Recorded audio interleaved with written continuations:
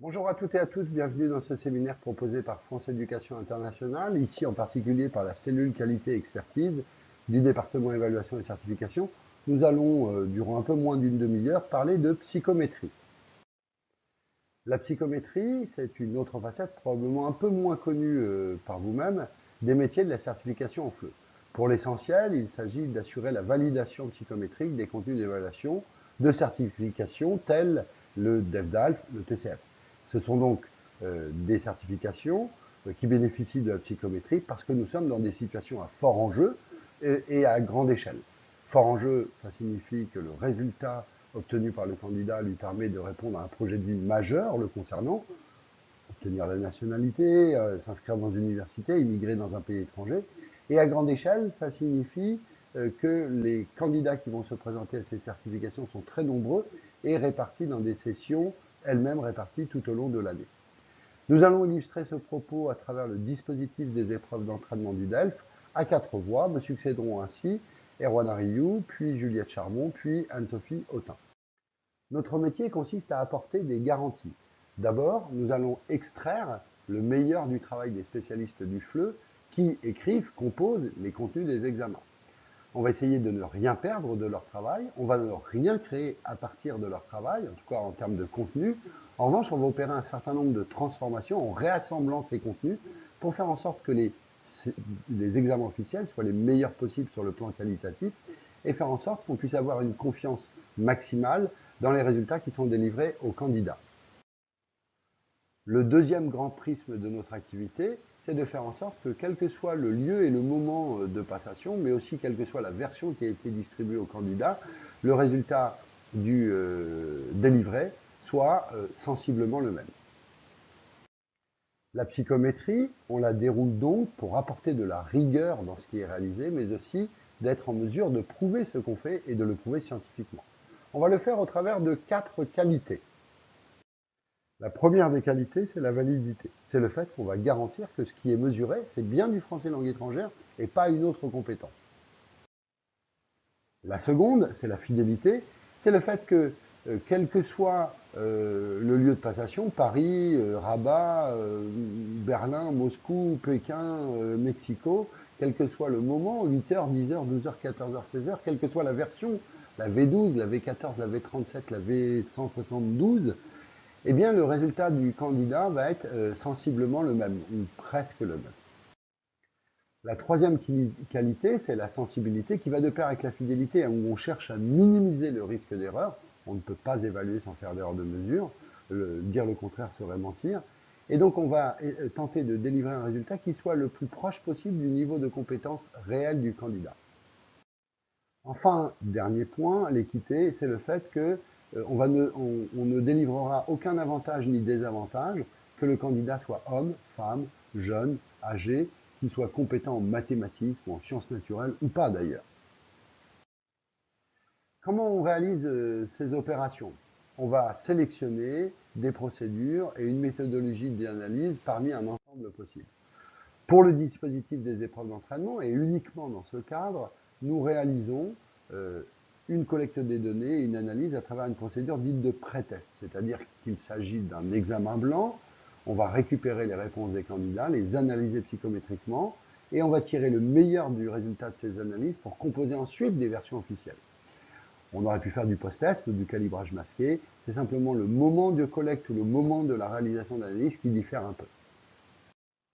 Ensuite, quand on réalise l'analyse, et ça indépendamment du moment où on collecte l'analyse, le type d'analyse reste sensiblement le même ou très sensiblement le même, eh bien là encore on a le choix. Nous, on a décidé d'abord d'appliquer la théorie classique des tests. C'est un modèle qui permet de s'assurer que tout fonctionne bien au niveau d'un petit échantillon, une centaine de candidats tout de même, que tout fonctionne bien au niveau de cet échantillon avant d'étendre l'utilisation des contenus d'évaluation à des populations bien plus importantes.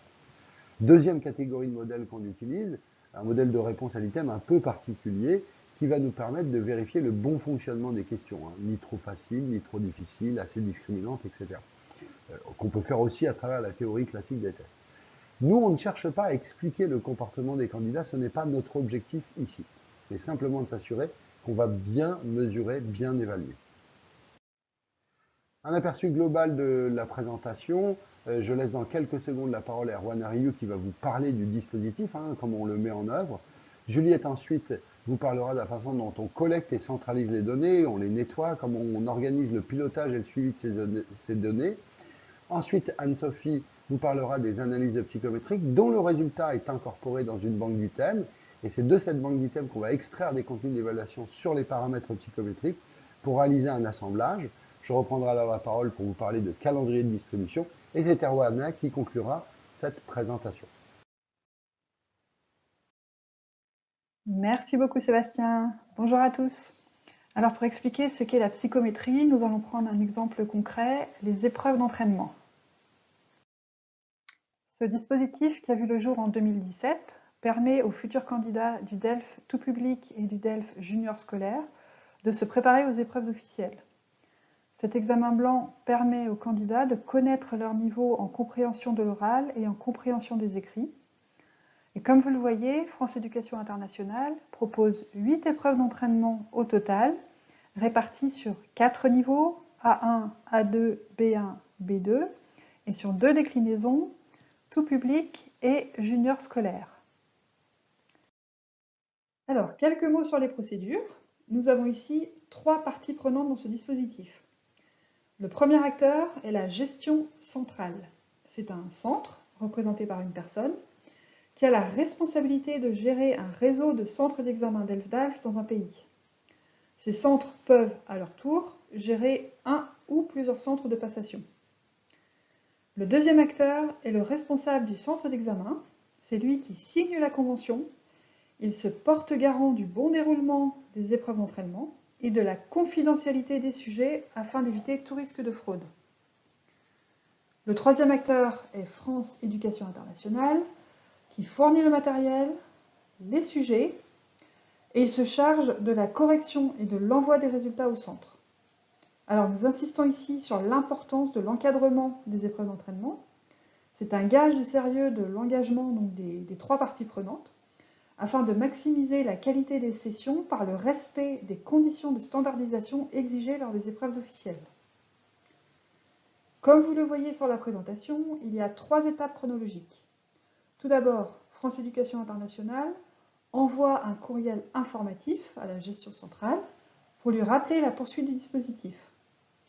Ensuite, France Éducation Internationale envoie un courriel à l'ensemble des centres DELF-DALF afin de leur proposer de signer la convention en ligne.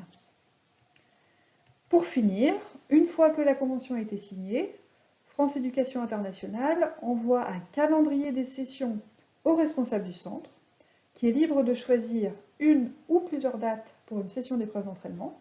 Il choisit également le niveau et la déclinaison. Donc, comme vous le voyez, c'est un dispositif qui propose une grande liberté aux responsables du centre.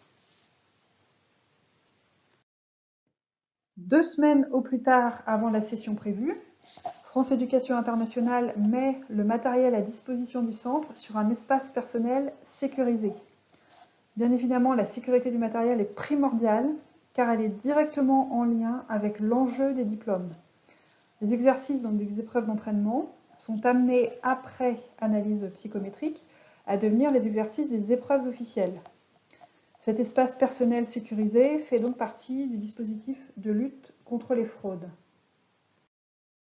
Alors, comment se déroule une épreuve d'entraînement? Exactement dans les mêmes conditions que celles des épreuves officielles. Le matériel qui est envoyé au centre est identique, à une exception près. Nous préparons des feuilles de réponse à l'attention des candidats pour répondre aux questions. Les candidats ne répondent pas directement sur le sujet, mais sur les feuilles de réponse que vous voyez à l'écran. Donc, comme vous le voyez, les candidats colorient un cercle pour répondre. Cela permet donc de garantir la fiabilité de la collecte des données à analyser. Par ailleurs, les épreuves d'entraînement constituent un formidable terrain expérimental pour étudier donc les possibles orientations futures des épreuves officielles. À l'issue de la session, le centre numérise les copies des candidats. Il en fait un document PDF unique qu'il transmet ensuite à France Éducation Internationale. Son travail est donc terminé. De son côté, France Éducation Internationale reçoit le document, il corrige les copies des candidats et il envoie les résultats au centre sous 10 jours ouvrés. Alors, si on revient donc sur le fichier PDF unique, on le retrouve sur la page suivante, puisque c'est à ce moment-là aussi que va commencer le travail des psychométriciens qui vont transformer entre guillemets les réponses des candidats en données exploitables grâce à des analyses psychométriques. Je passe donc la parole à ma collègue Juliette qui va vous expliquer ce processus. Merci Erwana, bonjour à tous.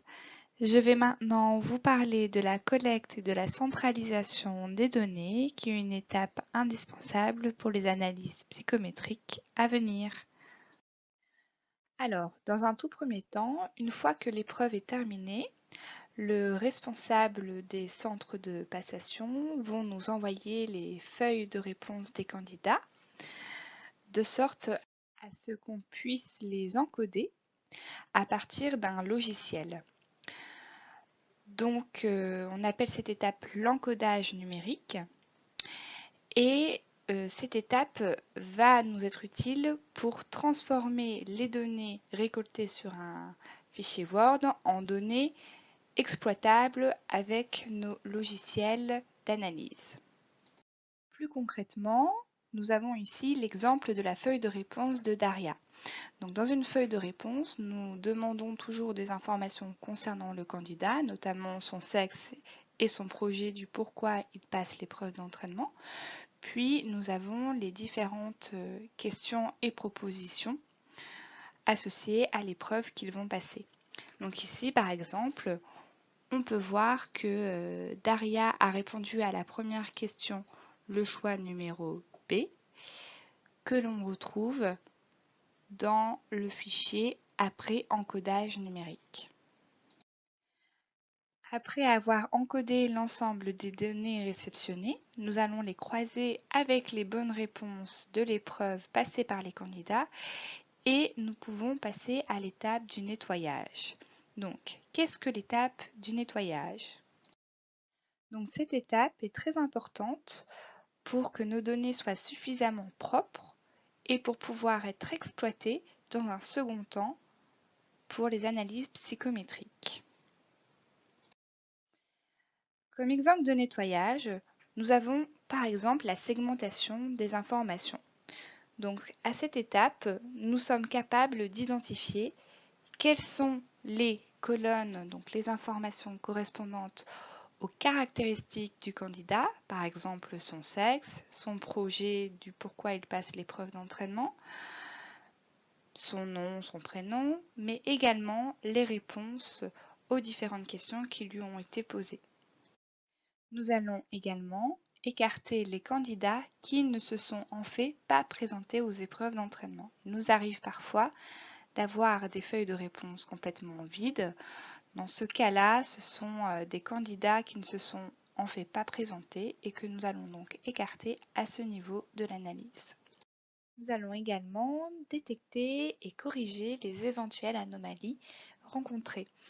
Donc à cette étape, nous allons principalement vérifier si l'encodage numérique a bien été réalisé, si les réponses transcrites correspondent et s'il n'y a pas de candidat en doublon. Enfin, nous allons vérifier le format des données collectées. Effectivement, pour l'ensemble des données, selon l'information en question, nous avons un format attendu et nous vérifions que les données en question vérifient ce format, tant en termes de nombre de caractères, mais également en termes de pattern attendu. Une fois les données nettoyées, nous allons pouvoir les stocker dans un endroit appelé entrepôt de données. Donc dans cet entrepôt, nous allons retrouver l'ensemble des données collectées dans le cadre des épreuves d'entraînement. Afin d'avoir un regard sur les données collectées, nous avons en parallèle un outil de pilotage qui permet plusieurs fonctionnalités. Par exemple, cet outil de pilotage va nous permettre de faire un suivi des sujets en cours de passation. Donc effectivement, lorsque l'on cherche à tester un sujet, nous allons le mettre sur le circuit de distribution pour qu'il soit vu par plusieurs candidats. Nous laisserons le sujet quelque temps afin de récolter un échantillon valide de candidats pour les analyses psychométriques à suivre. Puis, avec l'outil de pilotage, nous allons pouvoir suivre le nombre de candidats ayant vu le sujet. Donc, nous voulons un nombre de candidats suffisamment élevé pour les analyses psychométriques. Nous voulons également un échantillon suffisamment représentatif. Donc avec l'outil de pilotage, nous connaissons par exemple la proportion de candidats hommes et de candidates femmes, où nous savons quel pays a déjà vu le sujet et s'il y a une richesse de diversité suffisamment importante entre les candidats déjà recueillis. Une fois que nous avons validé notre échantillon, nous pouvons retirer le sujet du circuit de distribution. Mais les fonctionnalités ne s'arrêtent pas là. L'outil de pilotage permet également de fournir une fiche de résultats automatisée. C'est-à-dire qu'après chaque épreuve d'entraînement, il est possible de générer une fiche de résultats qui va renseigner le score obtenu par les candidats ayant passé l'épreuve d'entraînement. Cet outil de pilotage va également nous permettre d'avoir une vision d'ensemble sur le dispositif des épreuves d'entraînement. Par exemple, nous allons pouvoir connaître le nombre de candidats ayant participé au dispositif des épreuves d'entraînement, mais également le nombre de pays. Ainsi, nous pourrons suivre l'évolution du dispositif et déclencher d'éventuelles alertes si nous voyons que de moins en moins de candidats ou de pays participent au dispositif en question. Notre outil de pilotage va également nous permettre d'identifier quels sont les pays qui participent au dispositif des épreuves d'entraînement et quels sont ceux qu'il faut encore sensibiliser. Car nous avons le souhait de maximiser le nombre de pays qui rentrent dans le dispositif des épreuves d'entraînement afin de diversifier le plus possible les échantillons de candidats collectés et valider ainsi la pertinence des analyses psychométriques menées dans un second temps. Enfin, une fois que l'échantillon est validé, nettoyé et stocké, nous allons pouvoir procéder aux analyses psychométriques et je vais maintenant donner la parole à Anne-Sophie. Merci. Donc une fois les données collectées et centralisées, on va pouvoir passer aux analyses psychométriques. Donc pour bien comprendre le processus des analyses psychométriques, il faut avoir en tête deux circuits parallèles. D'un côté, les candidats d'un centre passent une épreuve, donc voient un sujet. Ensuite, nous allons traiter les réponses et renvoyer une fiche de résultats au centre. Pendant ce temps-là, à France Éducation Internationale, nous allons récupérer les réponses. Pour rappel, notre but est de créer un examen qui puisse être passé par n'importe quel candidat du monde. Il est donc impératif pour nous d'avoir une bonne représentativité. Une fois que nous avons réuni suffisamment de candidats avec une bonne représentativité, nous allons pouvoir analyser les réponses, appliquer les modèles psychométriques dont je vais vous dire un mot juste après. Et ceci va nous permettre, entre autres, de connaître la qualité et la difficulté des exercices. Donc concrètement, la psychométrie, qu'est-ce que c'est? C'est un ensemble de techniques et d'outils de mesure en évaluation. Et nous allons aborder deux modèles principaux, la théorie classique des tests et la théorie des réponses aux items. La théorie classique des tests est aussi appelée la théorie du score vrai. Elle permet de vérifier et garantir la fidélité, la validité et l'équité du test. Ce sont les statistiques que l'on fait au préalable de la théorie pour vérifier le fonctionnement des items par rapport à l'échantillon. Donc elle est composée du score observé, soit le score total au test, qui est la somme du score vrai et de l'erreur de mesure. Le score vrai est le score qu'obtiendrait un candidat s'il passait un test parfait. Donc, pour ça, nous allons regarder l'ensemble des items, leur échec ou leur réussite en fonction des candidats, et ceci va nous permettre de repérer les indicateurs tels que la difficulté ou la discrimination des items. Donc, quelques indicateurs de la TCT. Nous avons l'alpha Cranbach qui permet de mesurer la consistance interne des items, c'est-à-dire de voir si nos items mesurent bien tous la même dimension, donc ici la compétence en FLE, le POPS qui est un indice de difficulté, et le RIR qui est un indice de discrimination de l'item. Donc prenons deux exemples de QCM avec trois choix de réponse A, B et C. Nous classons la proportion des candidats à choisir une de ces trois réponses en quatre groupes. Le groupe 1 contient les candidats faibles et le groupe 4 contient les candidats forts. En abscisse, nous avons les quatre groupes et en ordonnée la proportion des choix de réponse A, B et C choisis par les candidats. Donc pour l'item 3 à gauche, on voit qu'une des réponses est préférée parmi les trois, et ce, peu importe le groupe. C'est la hauteur de la courbe pour tous les groupes qui va nous indiquer que l'item est relativement facile. Pour l'item 4, en revanche, aucune des réponses ne se démarque les unes des autres, même pour les groupes contenant des candidats forts. Donc on peut supposer que soit l'item soit vraiment difficile, soit qu'il y a un problème entre la bonne réponse et les distracteurs. Donc une fois que les premières statistiques descriptives ont été faites avec la TCT, on va pouvoir appliquer la TRI, la théorie de réponse aux items.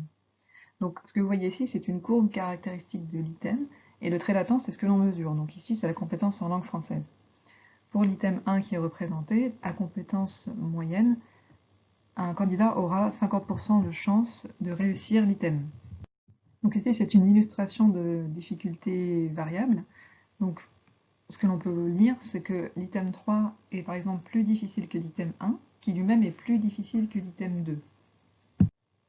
C'est-à-dire qu'à un niveau moyen, un candidat aura 25% de chance de réussir l'item 3, 50% de chance de réussir l'item 1 et un peu plus de 70% de chance de réussir l'item 2.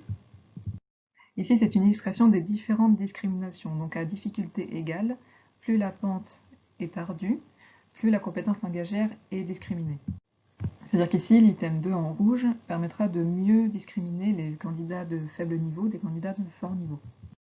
Donc ces modèles vont nous permettre de créer et de valider les sujets du diplôme, de repérer les questions qui ne fonctionneraient pas bien ou qui pourraient nuire à l'évaluation, de déterminer la difficulté des exercices et de garantir une évaluation stable et pérenne des compétences langagières des candidats et de les positionner selon cette compétence. C'est-à-dire que ce que nous attendons à voir, c'est que les candidats qui ont un très bon niveau de français obtiennent des scores élevés et les candidats qui ont un moins bon niveau, un faible niveau en français, obtiennent des scores plus faibles. Et tous ces éléments, nous allons les discuter en commission de validation interne qui est propre à France Éducation Internationale. Cette commission va réunir le psychométricien et les charges de programme qui ont conçu des sujets. Le psychométricien va pouvoir valider ou pointer les quelques dysfonctionnements qu'il aura observés au regard des statistiques, mais ce sont bien les spécialistes du FLE de la langue française qui vont pouvoir apporter les ajustements en question. Voici quelques exemples de points de discussion qui peuvent être abordés au cours de cette réunion. La réponse la plus choisie n'est pas la bonne réponse. Cet exercice est trop facile ou trop difficile. Par exemple, un exercice conçu pour être de niveau A2, après analyse, peut s'avérer être davantage de niveau B1 par exemple. Cette question semble mal comprise. Cet exercice ne permet pas d'identifier les différents niveaux des candidats. C'est-à-dire que quel que soit le niveau de l'exercice, tous les candidats ont tendance à répondre de la même manière. Donc c'est à l'issue de cette réunion que nous allons pouvoir proposer un barème adapté. Nous allons pondérer les questions, c'est-à-dire que nous allons maximiser le nombre de points des questions qui fonctionnent le mieux sur la base de la mesure métrique et de fait minimiser les points pour les autres questions. Donc maintenant que nous avons collecté et centralisé les données, nous avons appliqué les modèles et fait les analyses psychométriques, il nous faut maintenant un lieu de stockage pour pouvoir travailler. Donc tous ces éléments vont entrer dans notre banque d'items. Par item, nous entendons ici des questions. Donc les centres d'examen et les candidats, pour eux, une question c'est ça. Pour nous, ce sera ça. Donc la banque d'items, c'est une grande base de données qui va servir à la composition des versions. Chaque ligne correspond à une question avec tous les paramètres qui la composent. Donc à titre d'exemple, pour la question encadrée en orange ici, grâce au paramètre difficulté de la TRI, on sait que la question est très facile. Et ceci est cohérent avec le paramètre POPS de la TCT, qui est aussi un paramètre de difficulté, c'est l'indice de réussite à l'item, et on voit que l'item est assez bien réussi puisqu'il a été réussi à plus de 93%. L'objectif de cette banque, c'est de pouvoir faire des combinaisons de versions. Ce qui nous amène à l'assemblage des versions. Donc pour cela, nous sommes soumis à quelques règles. D'abord, les psychométriciens vont commencer les assemblages de versions, puis vont les soumettre aux chargés de programme pour qu'ils vérifient que le contenu pédagogique soit cohérent. Ils peuvent refuser l'assemblage si les domaines ou les thèmes sont redondants. Ensuite, les versions sont construites de telle manière à ce qu'elles soient le plus semblables possible au niveau de la mesure et avec le même niveau de difficulté. Et ce, peu importe l'examen dans le monde. Donc voilà comment ça se passe. Nous allons donc piocher des sujets parmi les épreuves d'entraînement qui sont en stock. Et nous allons choisir les exercices selon les règles définies juste au-dessus pour constituer une nouvelle version qui n'aura jamais été vue dans son intégralité. Donc par exemple, pour cette version, nous avons pris l'exercice 1 du sujet 3, l'exercice 2 du sujet 1, etc. Donc plus nous avons d'épreuves d'entraînement, plus nous avons de stocks disponibles et donc plus les assemblages seront nombreux. Et ce sont ces versions qui vont venir alimenter le calendrier de distribution. On arrive donc au terme du déroulé de nos métiers, de notre métier, Vous avez donc vu qu'on est parti d'une version constituée qui est proposée dans un dispositif d'entraînement. On collecte, on centralise les données, on les nettoie. On assure également un pilotage et un suivi de ces données. Elles sont ensuite analysées dont le résultat de ces analyses est porté en banque d'items. On reconstitue des versions. Et maintenant, on va arriver au terme de la distribution des versions auprès des candidats. Le but du jeu, ici, c'est d'optimiser la distribution des versions dans les sessions officielles auprès des candidats. On va donc d'abord chercher à savoir combien de versions on est en mesure de constituer, soit par recombinaison des différents exercices des épreuves d'entraînement, soit par réutilisation de certaines versions, mais en réalité, les deux en même temps. Le nombre de sessions va être à prendre en compte, c'est-à-dire on va chercher à savoir dans combien de lieux et à quel moment, quel type d'examen va avoir lieu, en termes de niveau, de déclinaison, quelle zone géographique aussi, pour qu'on puisse faire des groupes à la fois temporels et spatiaux.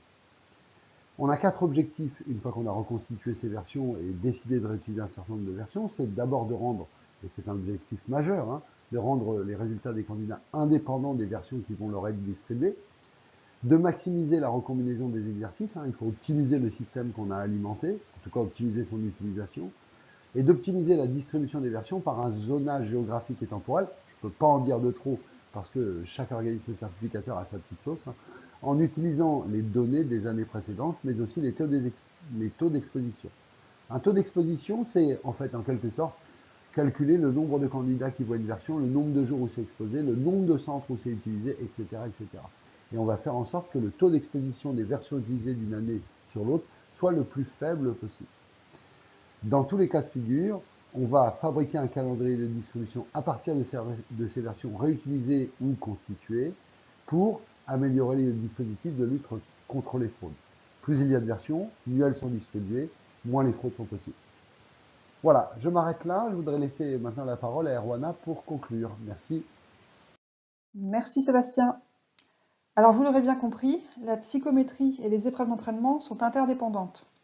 Pour alimenter un dispositif à grande échelle et à fort enjeu comme les certifications de langue française, il faut collecter une masse importante de données en amont. Et pour cela, nous pouvons compter sur un contingent de 111 centres répartis dans 46 pays. 7000 candidats ont déjà participé à des épreuves d'entraînement. 443 sessions ont été organisées dans le monde entier. Pour information, 18 sujets ont été utilisés pour les épreuves d'entraînement. Ils représentent 12,5% du nombre de sujets des épreuves officielles pour ces mêmes niveaux, c'est-à-dire A2, B1, B2, parce que le niveau A1 n'était pas proposé initialement, et même déclinaison, c'est-à-dire tout public et junior scolaire. Alors, pour terminer, qui sont les grands gagnants de la validation psychométrique des épreuves du DELF? Tout d'abord, les candidats, puisqu'ils peuvent participer à une épreuve d'entraînement et ainsi se préparer du mieux possible à une session officielle.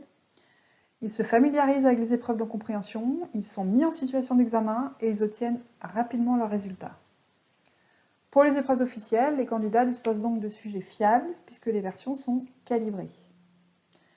Les gestions centrales et les centres d'examen ont également des intérêts non négligeables dans ce dispositif. Tout d'abord, ils peuvent dynamiser leur réseau et étendre leur offre de cours tout en s'appuyant sur la gratuité des épreuves d'entraînement. Ils peuvent donner à leurs étudiants l'opportunité de vérifier leur niveau de français avant de s'inscrire à une session officielle. Ils peuvent connaître le niveau de leurs étudiants afin de pouvoir ajuster l'apprentissage de façon plus ciblée dans l'objectif de l'examen. Ils disposent de sujets dont la correction est entièrement prise en charge par France Éducation Internationale. Et ils peuvent percevoir une somme forfaitaire auprès des candidats pour couvrir les frais d'organisation. Autre avantage, ce dispositif minimise les fraudes et vous l'aurez compris, plus il y a d'épreuves d'entraînement, plus on augmente les recombinaisons d'assemblage en version. Alors, quels sont les avantages pour France Éducation Internationale? Répondre aux exigences internationales en matière de certification. En 2017, l'ensemble des examens d'ILF, DELF et DALF a obtenu la norme internationale ISO 9001. France Éducation Internationale dispose donc, grâce aux épreuves d'entraînement et à la psychométrie, d'un terrain expérimental. Il peut ainsi affiner les évolutions à venir. Et pour demain, justement, ce dispositif permettra de tester en avant-première les futures évolutions des certifications. Il permettra également d'améliorer la fidélité des corrections avec la centralisation et l'automatisation des corrections pour les épreuves de compréhension. Si l'on veut que le DALF franchisse encore un cap sur le chemin de l'amélioration de la qualité, c'est assurément par le biais des épreuves d'entraînement et donc de la psychométrie. Nous l'avons vu, le bénéfice des analyses psychométriques est pluriel. Garantir les qualités de validité, fidélité, sensibilité et équité des certifications. La garantie scientifique qu'il apporte n'aurait pas de sens si les contenus d'évaluation n'étaient pas eux-mêmes de qualité. Voilà, nous espérons que cette présentation vous a plu et que vous en savez désormais davantage sur la psychométrie et ses possibilités. Un grand merci à tous pour votre attention et à bientôt.